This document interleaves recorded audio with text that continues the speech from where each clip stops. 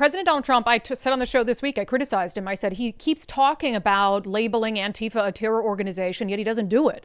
I said, what is he waiting for? How many more people have to be assaulted? How many more businesses have to be vandalized? How many more cops have to be assaulted? How many more things have to be lit on fire? How many more people do they have to kill for them to realize that this is an organized terror group, no matter how much Democrats want to stick their heads in the sand and say Antifa is a figment of our imagination? So I like to think that President Donald Trump listens to our show and watches our show every day, because just a short time after I criticized him for not taking action, I'm kidding, of course, but I like to take responsibility for it. Nicole says, no, it's you. President Donald Trump put this out. I'm pleased to inform our many U.S. patriots that I am designating Antifa, a sick, dangerous, radical left disaster, as a major terror organization. I will also be strongly recommending that those funding Antifa be thoroughly investigated in accordance with the highest legal standards and practices. Thank you for your attention to this matter. No, thank you, President Trump. I will say, I think part of this is symbolic. I understand that. I think that we'll have a conversation about, okay, what happens from here? What does that really mean? You know, it's not like when he said that the drug cartel in Mexico is a terror group and then he's bombing them off the coast of the United States. I mean, you can't bomb Antifa, as much as sometimes I wish you could, in the United States of America, U.S. citizens, etc. So what does this actually look like? But I will say, I just felt this like wave of gratitude wash over me, because as you guys know, I've been public enemy number one, maybe not anymore. I would say I'm number 2 or 3, but for a long time, public enemy number 1 of Antifa operatives in Washington state and in the West Coast. And, you know, I've been beaten by them. I've been mobbed by them. I've been harassed and threatened by them. I have feared for my safety in my own home because of them. And in every true sense of the word, they have terrorized me.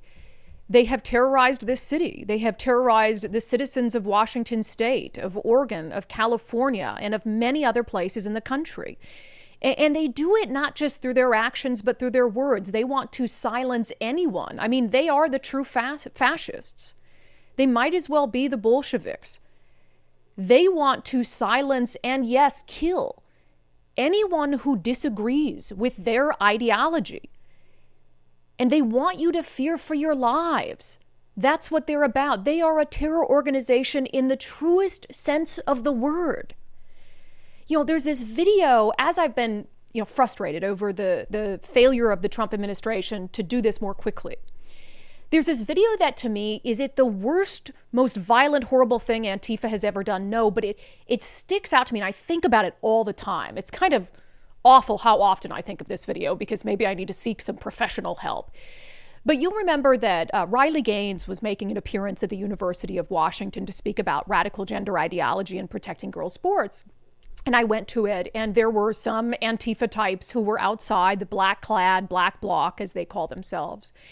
And after the event as the event was wrapping up, police were so concerned about the people who'd gone in to see Riley Gaines that they were trying to, it was basically a strategic exit. We want to get you out of here to your cars as safely as possible. And police officers were escorting some people. And there was this older couple that one of them was walking with a cane that walked out and was trying to walk to their vehicle that was just a short distance away.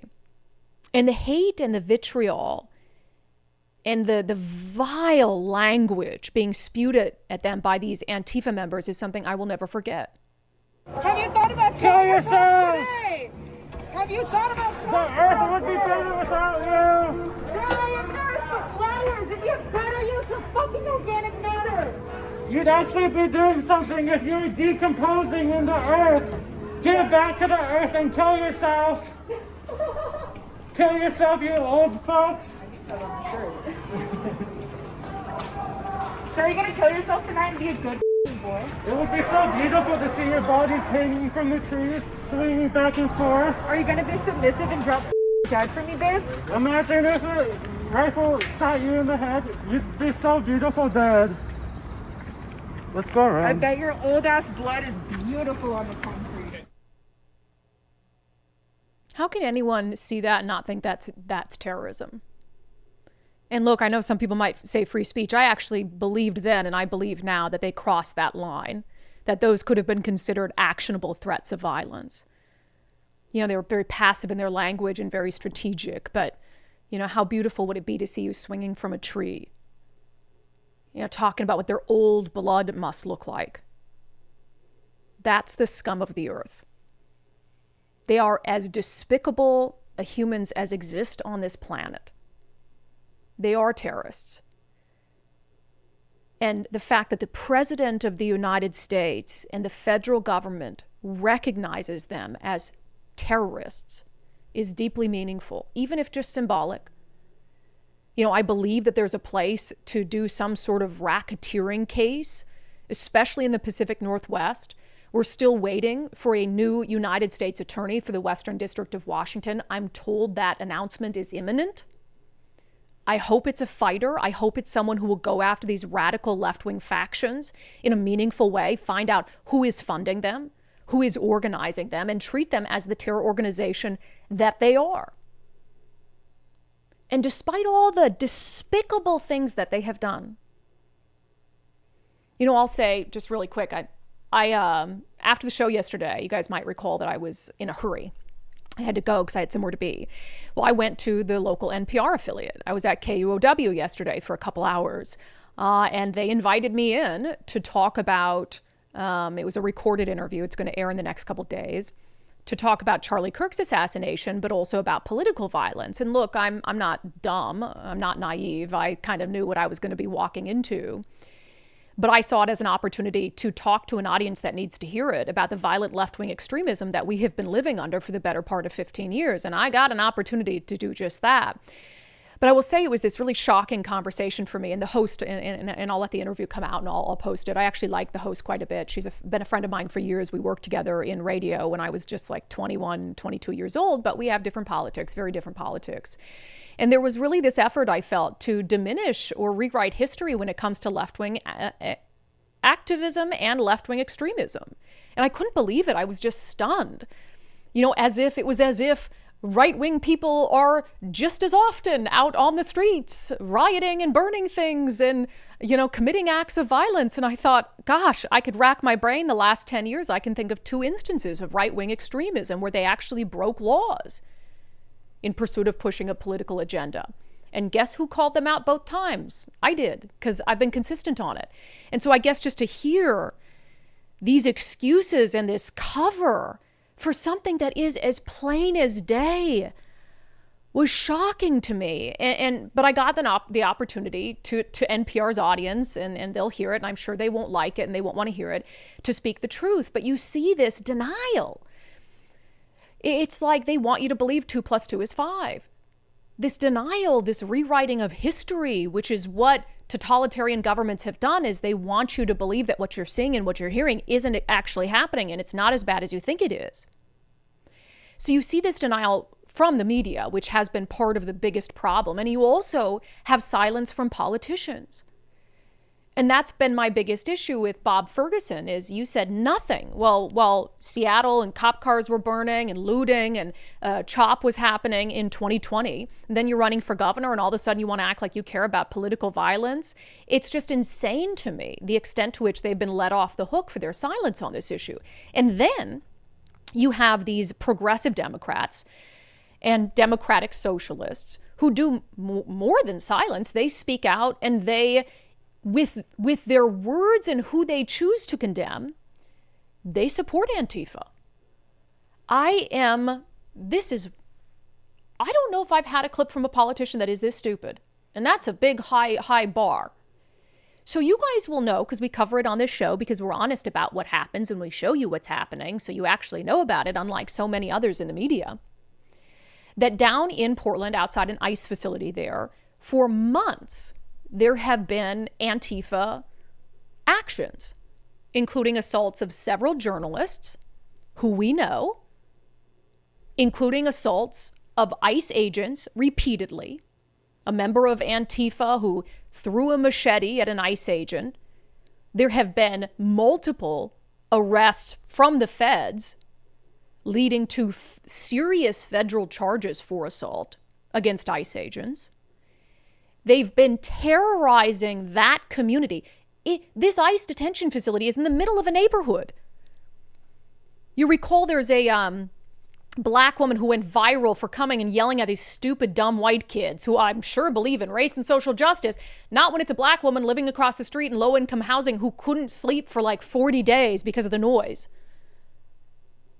And so they've been begging these residents, begging the city, please do something about this. The city has done nothing. Portland police have been non-existent when it comes to trying to disrupt this long Antifa occupation. Well, now we hear today from the mayor of Portland. Now we hear from Portland Mayor Keith Wilson, and he's talking about this ICE detention center. And I'm thinking, okay, great. Like, they're going to crack down. They're going to free this neighborhood in Portland from the terrorists, finally.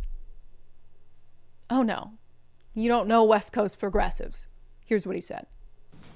Hello, I'm Keith Wilson, Portland's mayor. I'm here to share an important update about the Immigration and Customs Enforcement facility in Southwest Portland. Following a formal investigation into the facility's detention practices, the City of Portland will soon issue a notice of land use violation. Federal records show that ICE violated its land use conditions of approval 25 times in 10 months by detaining people for more than 12 hours or keeping them overnight. I'm here to thank our community for shining a light on these concerns and to thank our staff for conducting a thorough and thoughtful review. I want to be clear about what this means.